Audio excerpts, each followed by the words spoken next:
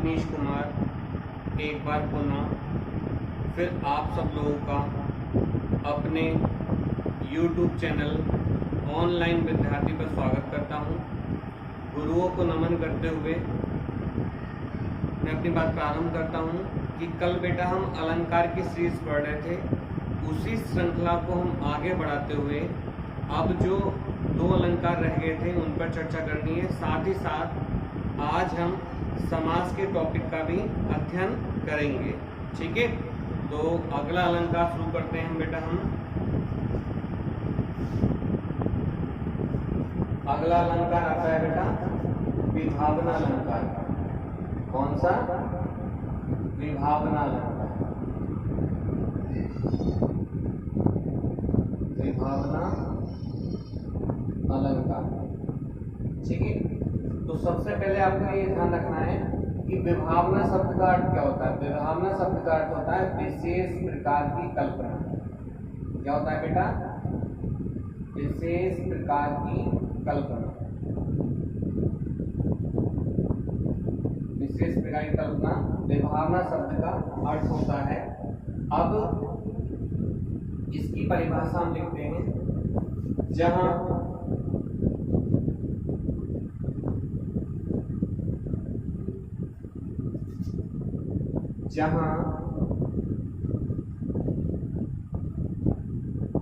बिना कारण के ही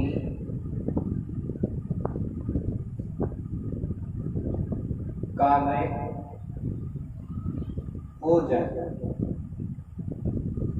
जहां बिना कारण के ही कार्य हो जाए तो वहां पर विभावना अलंकार होता है। तो वहां पर विभावना अलंकार होता है।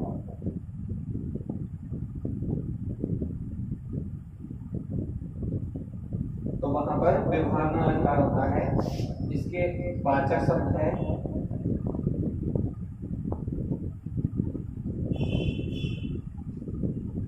विनो और विनय। ठीक है, और भी हो सकते हैं लेकिन ज्यादा जानकारी जो होती है तीनों शब्द हमारे लिए पर्याप्त है। ठीक है, देखते हैं उदाहरण बेटा इसके।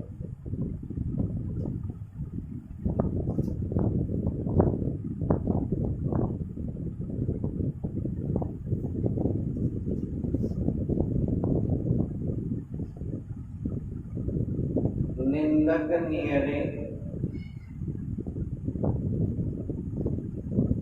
राखी आंगन की छपाए,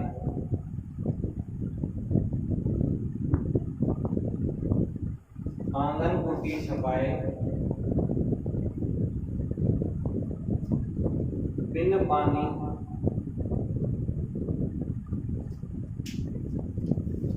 बिनु पानी बिनु पानी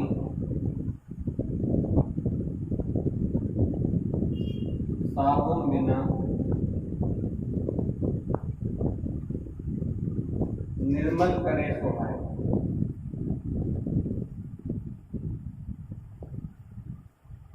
अगला उदाहरण देखते हैं बेटा हम।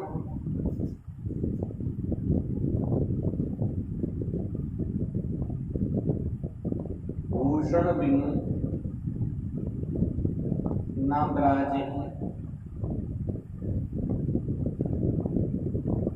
कविता वनिता।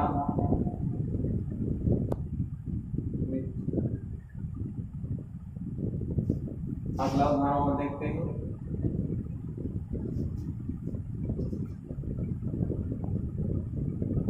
बिनु पद चले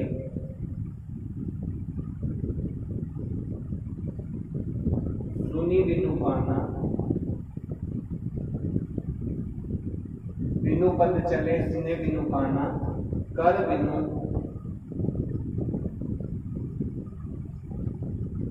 कर्म करे विधि नाना।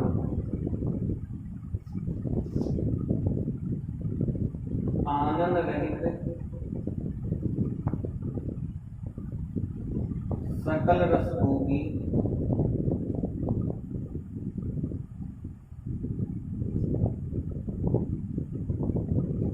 बिनु बाणी बक्ता,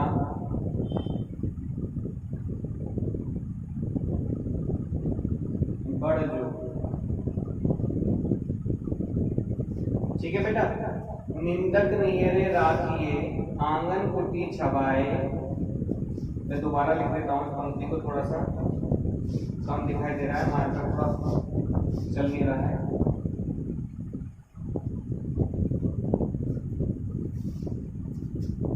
निंदक नियरे राखिए,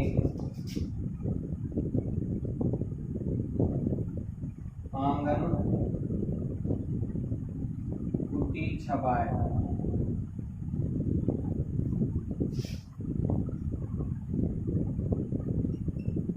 बिनु पानी साबुन बिना, निर्मल करे सुहाए। ठीक है।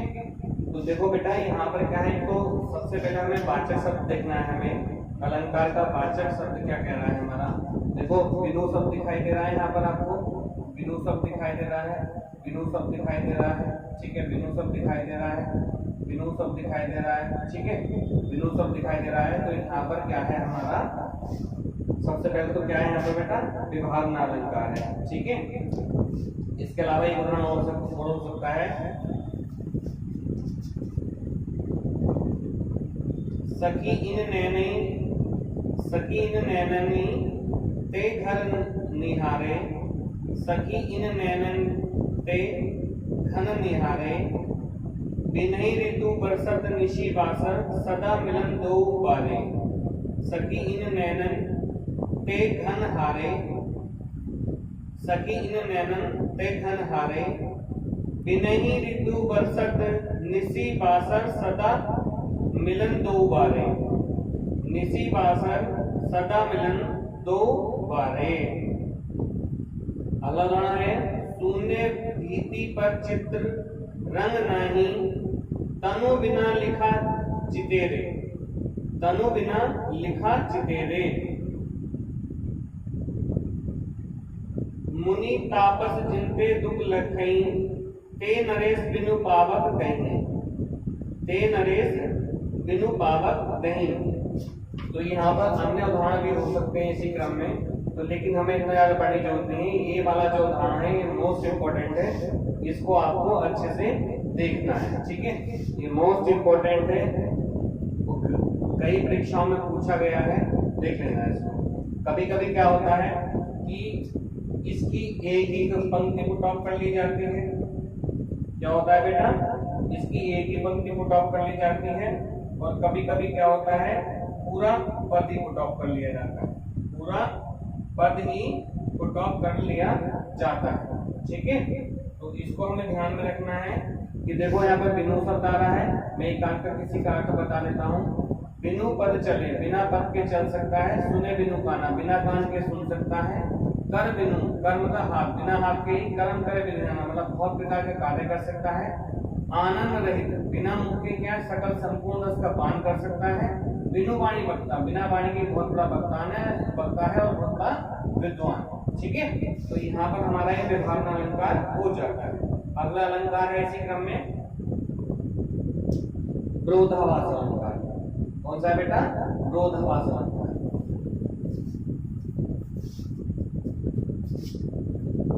विरोधाभास अलंकार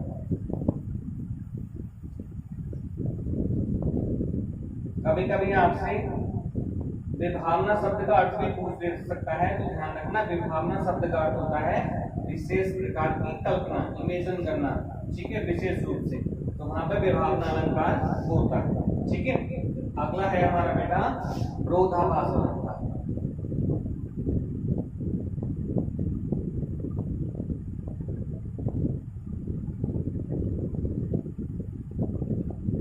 विरोधाभास अलंकार ये क्या कहता है बेटा, विरोधाभास अलंकार जहां जहां दो वस्तुओं में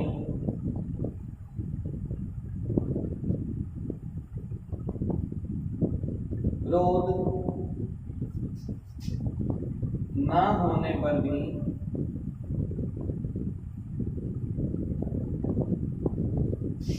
क्रोध का आभास प्रकट होता है, तो वहां पर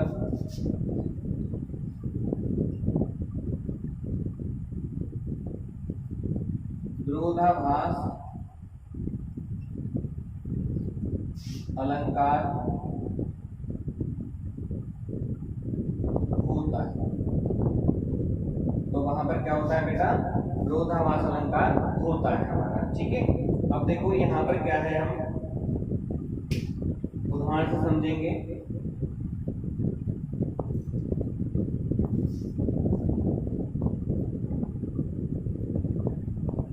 पर अथा पानी रखता है, यह सूखा गाद, सूखा गाद। दूसरा उदाहरण देखते हैं हम।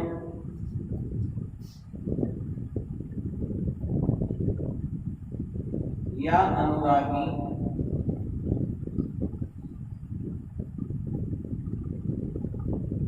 चित्त की गति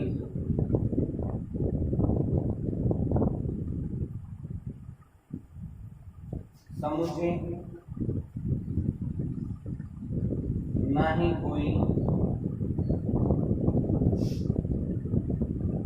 ज्यों ज्यों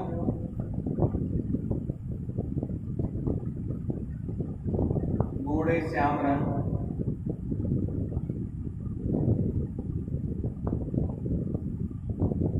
त्यों त्यों उज्ज्वल थे।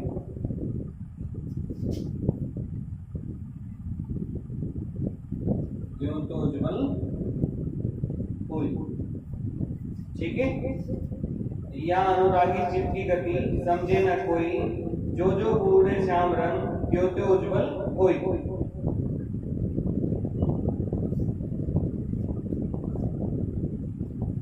अगला उदाहरण देखो। जो मन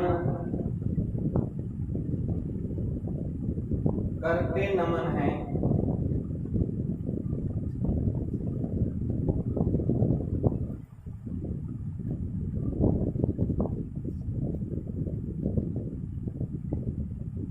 उन्नत वे होते सदा, उन्नत में होते सदा। चौथा उदाहरण देखिए।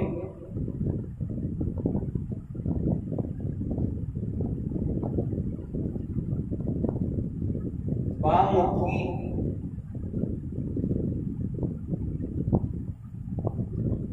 बामुखी मदुराई कहाँ,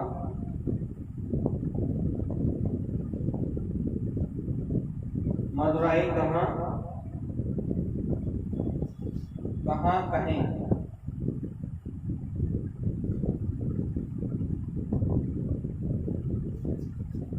मीठी लागे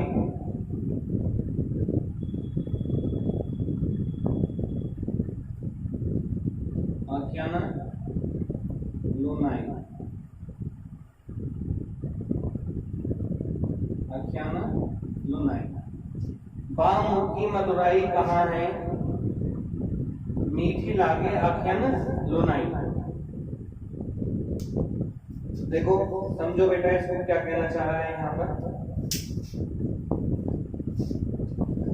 क्रोध का आभास होना, जहां दो वस्तुओं में क्रोध ना होने पर भी क्रोध का आभास होता है, तो वहां पर क्रोधाभास अलंकार होता है। देखो पंक्ति देखो, पर अथा, अथा मतलब बहुत सारा, पानी रखता है सूखा गाद। गाद का मीन्स होता है बेटा शरीर। क्या होता है गाद का मीन्स?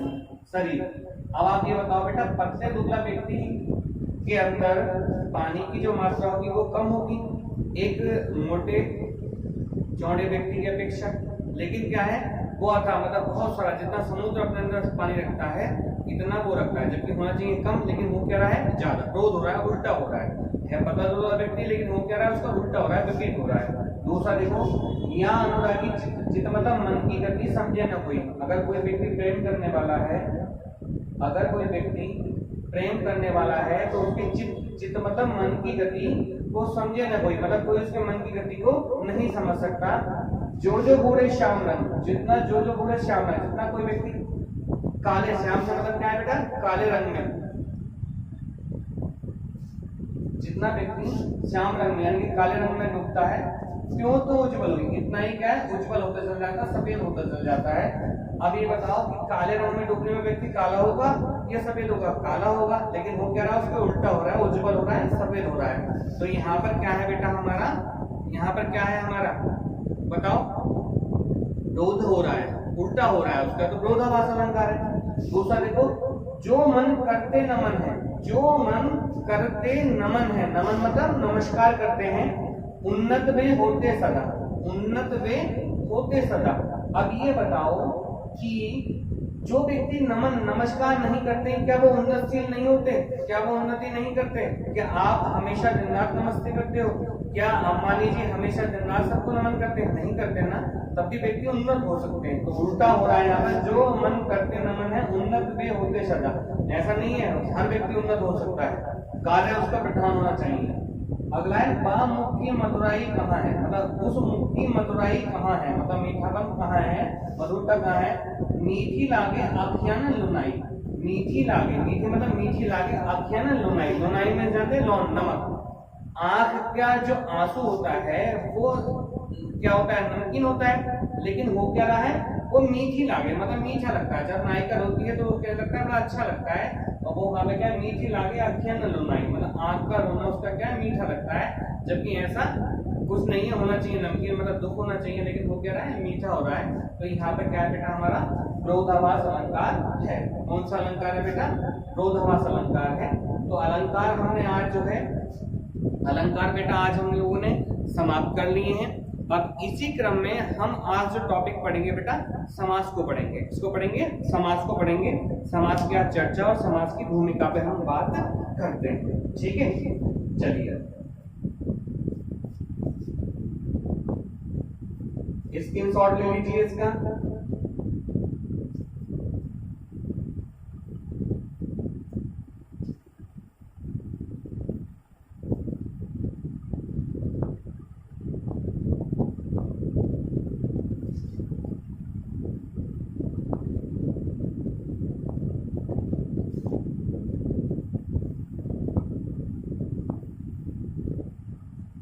चलिए बेटा, अगला टॉपिक है हमारा समास।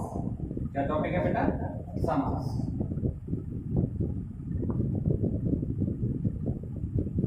तो समास शब्द का जो अर्थ होता है वो होता है संक्षेप करना। क्या होता है बेटा? संक्षेप करना। इसकी परिभाषा कहती है, समास प्रक्रिया में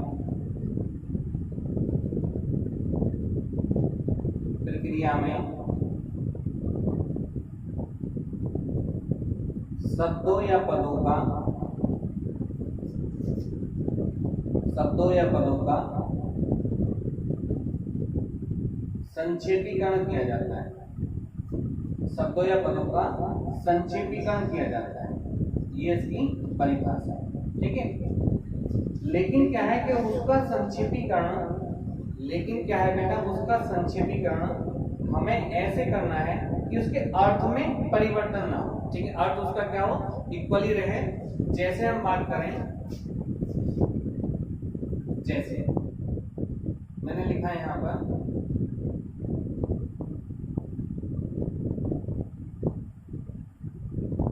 राजा का पुत्र, लिखा मैंने रसोई के लिए घर, ठीक है?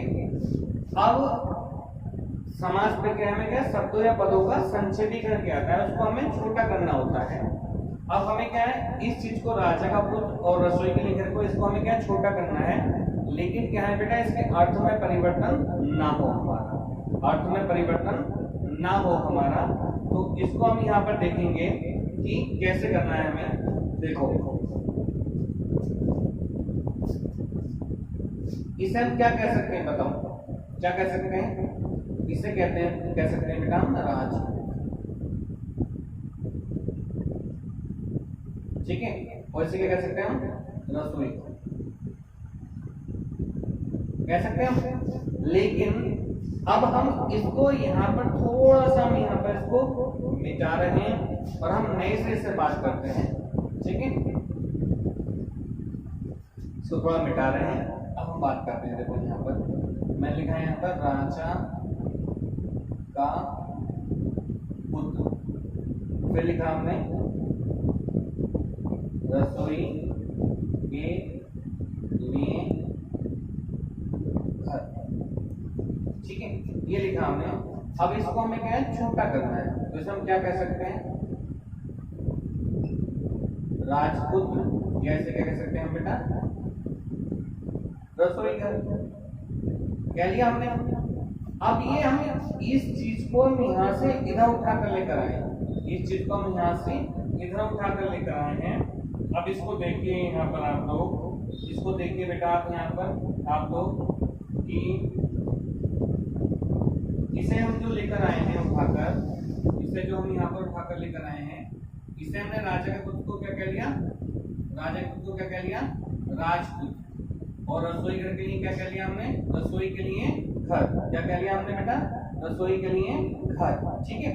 अब क्या है, इसी एरो के चिन्ह को, जैसे हमारी चीज इधर गई है, ठीक है, इसको हमने छोटा किया, तो समझ गया शब्दों या पदों का संक्षेप किया जाता है, उसको छोटा किया जाता है, लेकिन उसके अर्थ में परिवर्तन ना हो। अब हम इस एरो के चिन्ह को हम यहाँ पर ऐसे कर लेते हैं, क्या कर लेते हैं हम? इसको ऐसे कर लेते हैं और इसको हम नाम देते हैं, इसको हम नाम देते हैं नंबर 1, ठीक है, और इसको देते हैं नंबर 2 नाम, और यहाँ पे नंबर 3 और लिख देते हैं, जिसको हम क्वेश्चन मार्क कर देते हैं, ठीक है। अब ये नंबर 1 जो चीज होती है, ये नंबर 1 जो चीज है, ठीक है, इसे कहते हैं बेटा हम समासिक पद। क्या कहते हैं इसको बेटा हम? समासिक। क्या कहते हैं इसको हम? समासिक पद, ठीक है। अब देखो समासिक पद क्या होता है? जो समासिक पद होता है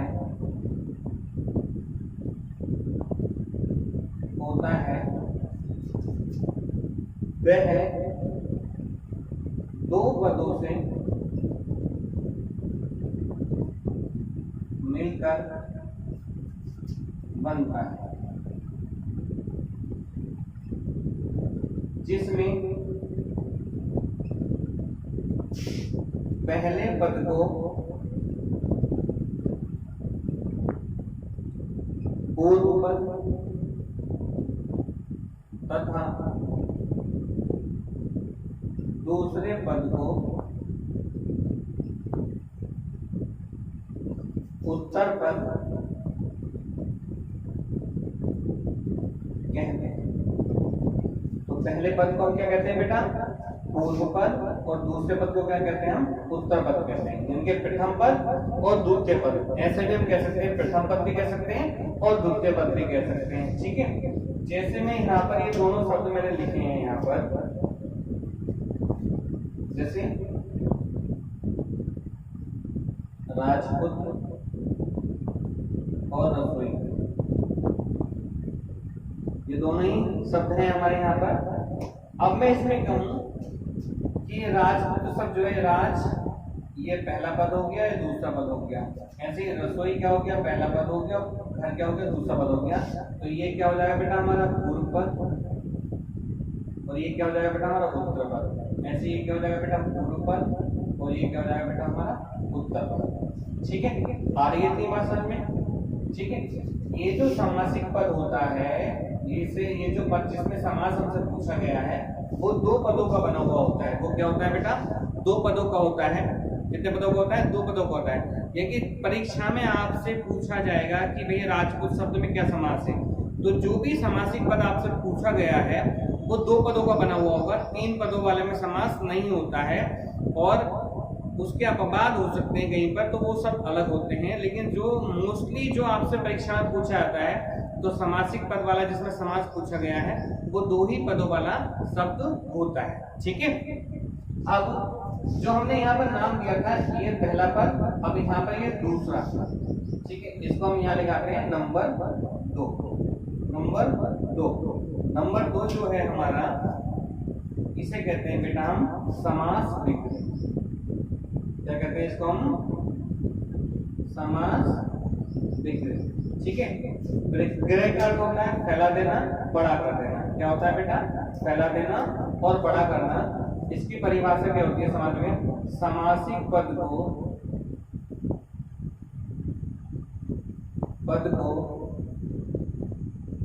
विस्तृत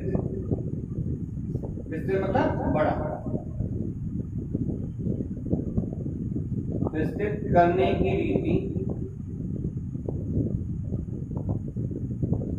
मतलब तरीका, करने की रीति समास विग्रह कहलाती है। समास विग्रह कहलाता है, यानी कि समासिक पद को विस्तृत मतलब बड़ा करने की रीति क्या कहलाती है बेटा? समास विग्रह कहलाती है। जैसे हम बात करें यहाँ पर, जैसे हम बात करें कि हमने ये सब लिखा था, ये क्या सब था? राजपूत था, तो इसका विग्रह हमने क्या करा था? राजा का पुत्र। दूसरा था रसोई घर, इसका विग्रह करा हमने रसोई के लिए घर। ये हमने विग्रह किया इसका। राजपूत का क्या करा हमने विग्रह? समासिक पद क्या करा? राजा का पुत्र। और तीसरा क्या? दूसरा पद था रसोई का, दूसरे क्या करा हमने? रसोई के लिए घर। दिख रहा है बेटा? इतनी बात समझ में आ रही है? अब ये जो नंबर 3 जो चीज थी,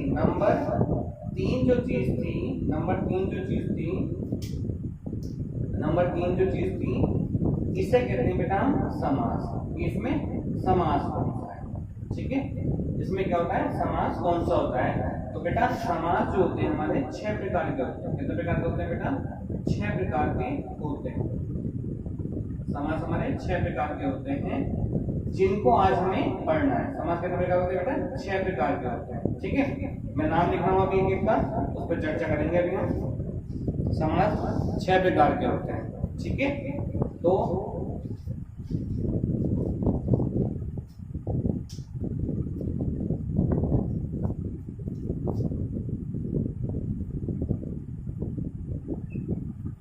नंबर 1 अव्ययभाव समास, नंबर 2 तत्पुरुष समास, नंबर 3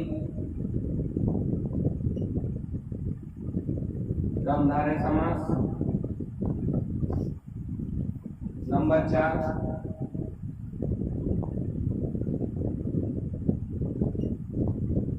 बहुब्रीहि समास, नंबर 5 द्विगु समास और नंबर 6 द्वंद्व समास। ये 6 प्रकार यहाँ पर होते हैं। नंबर 1 अव्ययभाव समास, दूसरा तत्पुरुष समास, तीसरा क्रमधारय समास, चौथा बहुब्रीहि समास, पांचवा द्विगु समास और छठा द्वंद्व समास। ठीक है, अब एक बार पुनः फिर हम इसका अवलोकन कर लेते हैं कि समास का अर्थ क्या होता है बेटा? समास का अर्थ होता है संक्षेप करना। क्या होता है समास का अर्थ? क्या होता है बेटा? संक्षेप करना, किसी चीज को छोटा कर देना। परिभाषा कहती है कि समास प्रक्रिया में शब्दों या पदों का संक्षेपीकरण किया जाता है। समास प्रक्रिया में शब्दों या पदों का संक्षेपीकरण किया जाता है। शब्दों या पदों का संक्षेपीकरण किया जाता है। जैसे हमने लिखा राजा का पुत्र। क्या लिखा है? राजा का पुत्र। ये बड़ी चीज है, सीधा समझिए आप। वन वर्ड, अनेक शब्द के लिए एक शब्द होते हैं। जैसे हमारे जैसे जंगल में लगने वाली आपको क्या कहते हैं? बड़वागनी। ठीक है, और सॉरी, जंगल में लगने वाली आपको दावानल बोलते हैं या दावाग्नि। ठीक है, समुद्र में या पानी में लगने वाली आग को क्या कहते हैं? बड़वाग्नि। ठीक है। अन्न के लिए पेट में लगने वाली आग को क्या कहते हैं? जठराग्नि या जठरानल कहते हैं। ठीक है। जैसे सेठ के बच्चे को क्या कहते हैं? सेठ के बच्चे को क्या कहते हैं? शावक कहते हैं। ठीक है। तो ऐसे क्या है, राजा के पुत्र को क्या कहते हैं? हम राजपुत्र कहते हैं। रसोई के लिए घर को क्या कहते हैं? हम रसोई घर कहते हैं। ठीक है। आ रही है की बात समझ बेटा? अब ये चीज जो है फिर हमारे यहाँ से हमने जो है इस चीज को हमें छोटा किया। अब इस चीज को हम यहाँ पर जो छोटा किया है इसको इससे हम शुरुआत करेंगे। ये जो चीज है हमारा, ये समासिक पद है। ये क्या, राजपुत्र क्या बना? समासिक पद बना। रसोई घर क्या बना? समासिक बना। अब इसको पहले नंबर के पद को हम यहाँ पर लिया है। समासिक पद क्या होता है? जो समासिक पद होता है, जो समासिक पद होता है वह दो पदों से मिलकर बनता है। यानी कि जिसमें समास पूछा गया है वो दो पदों से मिलकर बना हुआ होता है, जिसमें पहले पद को पूर्व पद और दूसरे पद को क्या कहते हैं? उत्तर पद कहते हैं। जैसे राजपुत्र शब्द था तो राज क्या है? पूर्व पद हो जाएगा, पुत्र क्या हो जाएगा? उत्तर पद हो जाएगा। ऐसे रसोई घर है तो ये पूर्व पद हो जाएगा और घर क्या हो जाएगा? उत्तर पद हो जाएगा। ठीक है। जैसे मैं कहूँ परलोक गमन, परलोक गमन, तो परलोक क्या हो जाएगा? पूर्व पद हो जाएगा, गमन क्या हो जाएगा? हमारा उत्तर पद हो जाएगा। ठीक है। जैसे हम ऋषि कन्या, तो ऋषि शब्द क्या हो जाएगा? हमारा पूर्व पद हो जाएगा, कन्या क्या हो जाएगा? हमारा उत्तर पद हो जाएगा।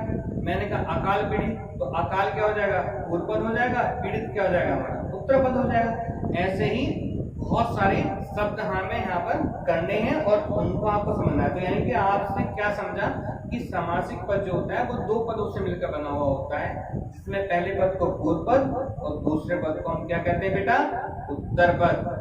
ठीक है। पुनः कह रहा हूं मैं आपसे कि पहले पद को पूर्व पद और दूसरे पद को उत्तर पद कहते हैं। ठीक है।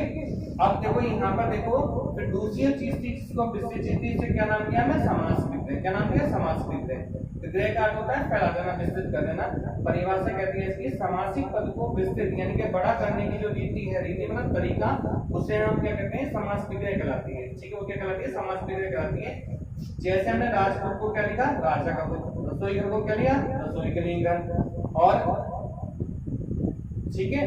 अब तीसरी जो चीज है जिससे हमने क्वेश्चन मार्क किया था, जिसको हमने क्वेश्चन मार्क किया, जिसको हम पढ़ना है, तो समास की तीसरी चीज को क्या कहते हैं बेटा? हम समास। तो समास जो हमारे 6 प्रकार के होते हैं।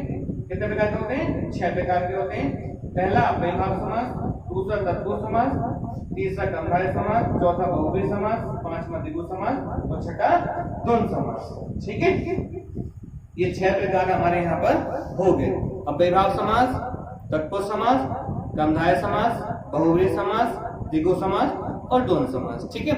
अब इन शब्दों में समास क्या था ये आपको बताना है और इस पर हमें भी चर्चा करनी है, इसमें विस्तृत रूप देना है हमें। ठीक है।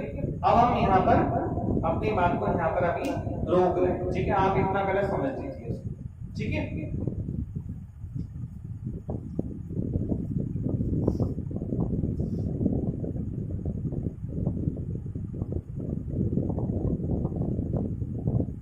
स्क्रीनशॉट लीजिए इसका। चलिए अब हम इसको एक एक समास को हम समझ लेते हैं। एक एक समास को हम थोड़ा सा समझ लेते हैं क्या होता है।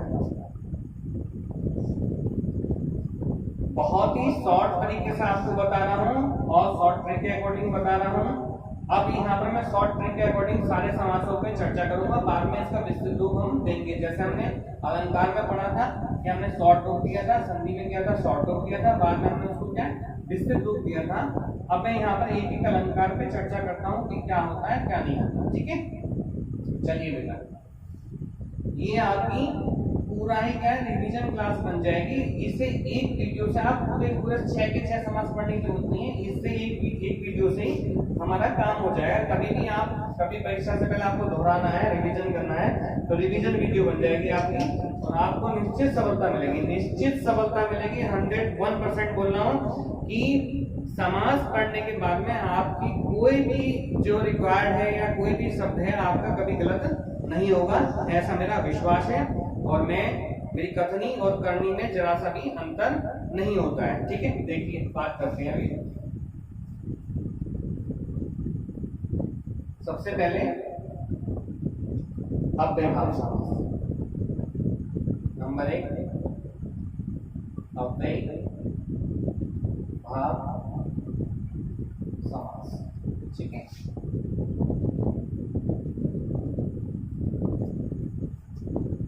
दूसरा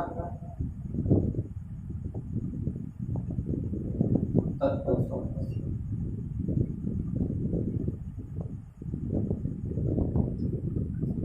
तीसरा कर्मधारय समास,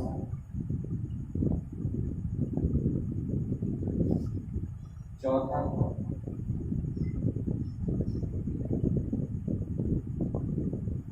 बहुव्रीहि समास,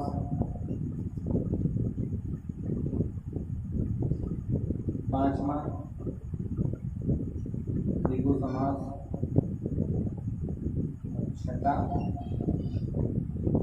द्वंद्व समास। ठीक है बेटा, अब देखो हम यहाँ पर देखो हमसे क्या कहा था कि हर समास पर क्या होगा, दो पदों से बना हुआ होगा, यानी कि जिस समय समास पूछा है वो दो पदों से बना हुआ होगा। अब हर समास को हम दो भागों में तोड़ेंगे।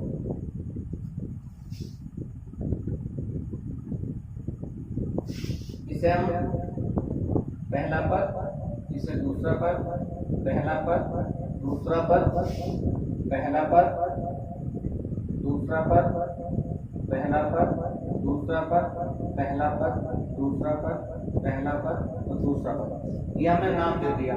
हर समास को दो भागों में तोड़ा और नाम दे दिया पहला पद, दूसरा पद, पहला पद, दूसरा पद, पहला पद, दूसरा पद, पहला पद, दूसरा पद, पहला पद, दूसरा पद, पहला पद, दूसरा पद। ठीक है, अब यहाँ पर क्या है, हम इसको समझते हैं। आपसे पूछेगा कभी कभी परीक्षाओं में पूछता है, परिभाषा से पूछेगा, समासिक पद की तो बात ही नहीं करेगा, आप वहाँ पे भ्रमित हो जाएंगे और आप उसका उत्तर शायद ना दे पाए।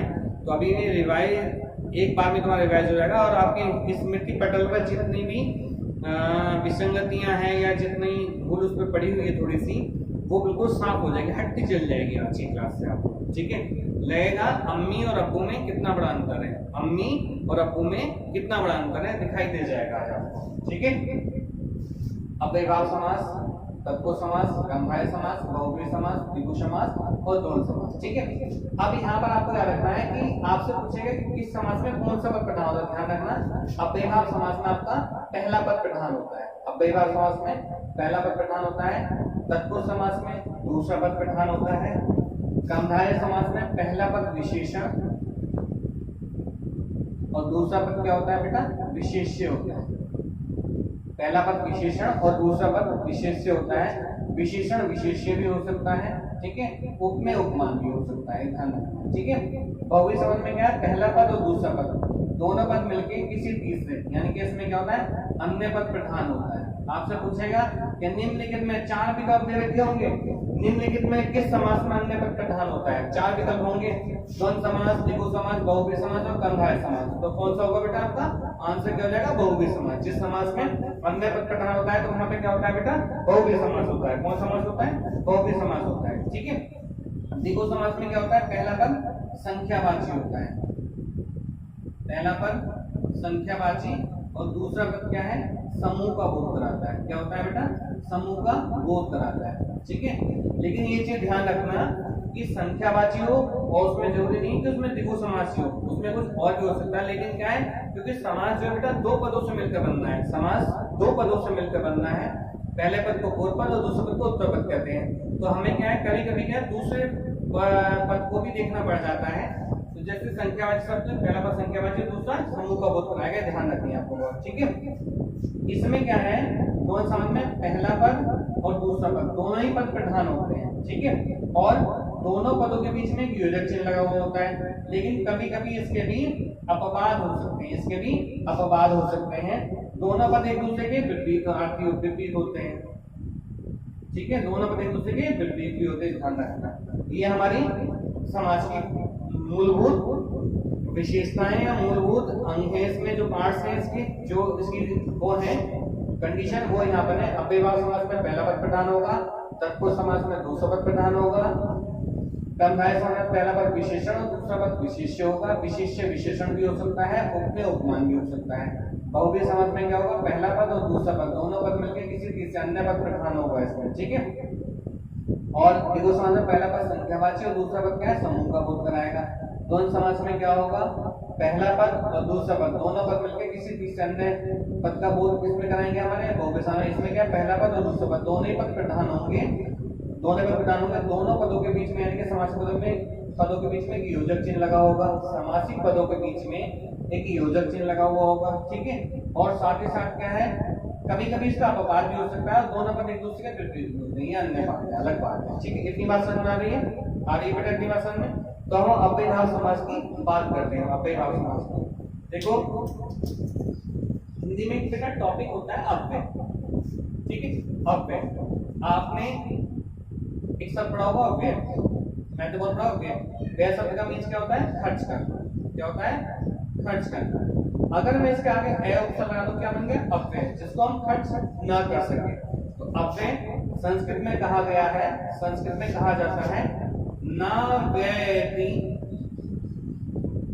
इति अव्ययम्, न व्ययति इति अव्ययम्, अर्थात जिसका व्यय ना हो, जिसका रूप परिवर्तन ना हो, वो क्या कहलाता है, अव्यय कहलाता है। हिंदी व्याकरण में अव्यय ऐसे शब्दों कहा गया है जो सारे विभक्ति, वचन, कारक और लिंग में जिन शब्दों का रूप परिवर्तन नहीं होता है वो अव्यय कहलाते हैं। क्या कहलाते हैं बेटा, अव्यय कहलाते हैं। मैं पुनः बता रहा हूँ, हिंदी व्याकरण में अव्यय ऐसे शब्दों को कहा गया है, ऐसे शब्दों को कहा गया है जो सारे विभक्ति, वचन, कारक और लिंग में जिन शब्दों का रूप परिवर्तन नहीं होता है वो क्या, अव्यय कहलाते हैं। वो क्या कहलाते हैं बेटा, अव्यय कहलाते हैं हमारे, ठीक है। अब यहाँ पर क्या है हमारा अव्यय, तो ध्यान रखना है कि वो क्या कहलाएंगे, अव्यय कहलाएंगे। जैसे हमारा होता है किंतु, यद्यपि, तथापि, ये सारे शब्द क्या है बेटा, हमारे अव्यय वर्ड्स हैं। इनको किसी विभक्ति, वचन, कारक और लिंग में आप रूप परिवर्तन करने का प्रयास करेंगे, इनका रूप परिवर्तन नहीं होगा। तो आपको एक चीज ध्यान रखनी है कि आपके सामने बहुत सारे शब्द हो सकते हैं, आपको सिर्फ क्या ध्यान रखना है कि अगर मैं 7 शब्द लिख रहा हूँ, यहाँ पर 7 वर्ड्स लिख रहा हूँ, इनको आपको स्मृति में बैठाना है, अपनी स्मृति में बैठाना है। अगर ये शब्द किस शब्द के प्रारंभ में आ रहे हैं, ठीक है, एक तो क्या बेटा, आ, एक प्रति, एक हर, एक यथा, एक अनु, एक भर और एक वे और ये वाला आ, ठीक है। ये नंबर 1 बात हो गई। नंबर 2, यदि किसी शब्द की पुनरावृत्ति हो, इस शब्द की क्या है बेटा, पुनरावृत्ति हो, किसी शब्द की पुनरावृत्ति हो यानी कि उसका दोहराव हो, तो भी वहां पर क्या होगा हमारा, अव्ययभाव समास होगा हमारा, ठीक है। अब देखो यहाँ पर थोड़ा समझना है हमें। अगर आ, प्रति, हर, अब जैसे हमने सब लिखे थे यहाँ पर बेटा, एक तो लिखा था राजपुत्र और एक लिखा था रसोई घर, 2 शब्द लिखे थे हमने। अब देखो पहले स्टार्टिंग में तो नहीं आ रहा है, आप प्रतिहारी यथा में कोई नहीं, तो दैट मींस दोनों शब्दों में अव्ययभाव समास हमारा नहीं था, अव्ययभाव समास हमारा वहां पर नहीं था, ठीक है। अब हम आगे देखते हैं। देखो सब लिखा मैंने यहाँ पर, आजीवन, जिस शब्द बनाया मैंने इससे, आजीवन, आमरण, प्रतिक्षण, प्रतिदिन, हर घड़ी, यथाशक्ति, यथा रूप, अनुरूप, भरपेट, भरसक, बेरहम, बेकायदा, बेमतलब, बेमुलायजा, ठीक है, अकारण, ठीक है, बहुत सारे शब्द हो सकते हैं। अब देखो इससे शब्द बनेंगे हमारे, यानी कि इन शब्दों में क्या होगा, सब में अव्ययभाव समास होगा, बहुत विस्तृत होगा बेटा, इसको विस्तृत बताऊंगा मैं आपको। दूसरा क्या है, किसी शब्द की पुनरावृत्ति, यदि किसी शब्द की पुनरावृत्ति हो, जैसे किंतु, किंतु किंतु, परंतु परंतु, यद्यपि यद्यपि, तथापि तथापि, इसलिए इसलिए, यहाँ यहाँ, कहाँ कहाँ, कैसे कैसे, पल पल, धीरे धीरे, घटाघट, फटाफट, खुल्लम खुल्ला, ठीक है, यकायक, ठीक है, धीरे धीरे, पल पल। अगर इन शब्दों की रिपीटेशन हो रही है, अगर एक सही शब्द बाद में आ रहा है, मतलब पुनः रिपीट हो रहा है, 2 पद बनने हैं, तो वहां पे क्या होगा, आपका अव्ययभाव समास होगा। जैसे बार बार, ठीक है, यहाँ यहाँ, वहां वहां, कैसे कैसे, ज्यों ज्यों, क्यों क्यों, कैसे कैसे, आदि। ठीक है, क्यों क्यों बहुत सारे शब्द क्या होगा, अव्ययभाव समास हमारा हो। ठीक है, क्वेश्चन में। ठीक है, अब बेटा हम तत्पुरुष समास पर चर्चा करेंगे, वो अगली क्लास में करेंगे, तो इस समय हमारा थोड़ा सा यहाँ पर बढ़ रहा है। ठीक है, अब क्लास को हम ऑफ करते हैं। सबको शॉर्ट में बताऊंगा, सारा का सारा आपको विधिवत बताऊंगा और ऐसे शॉर्ट में बताऊंगा। अभी इनको हम विस्तृत रूप भी देंगे अगली कक्षाओं में, जैसे जैसे क्लास बढ़ेंगे हमारी विस्तृत रूप भी देंगे। अभी यहाँ पर जो आपको बताया जा रहा है ये शॉर्ट रूप में बताया जा रहा है, कि जिससे आपको कभी भी, जिसे कहते हैं ना शॉर्ट नोट्स बनाना, लेकिन एक बार आपको सर से नजर से देखना है, उसको पन्ना पलटते हुए चलना है और सर से नजर पूरा का पूरा कंसेप्ट आपके दिमाग में स्मृति पटल में विद्यमान रहेगा, उसके अनुसार हम आपको पढ़ा रहे हैं। और बेटा कहते हैं स्मार्ट क्लास, स्मार्ट जो होता है आपका स्मार्ट तरीके से पढ़ना। ठीक है, और उसके अनुसार आपको अध्ययन करवाया जा रहा है, तो आप लोग निश्चिंत रहिए, बहुत अच्छे से आपकी तैयारी होगी। विधिवत मैं आपको कराऊंगा। ठीक है, ठीक है, थैंक यू।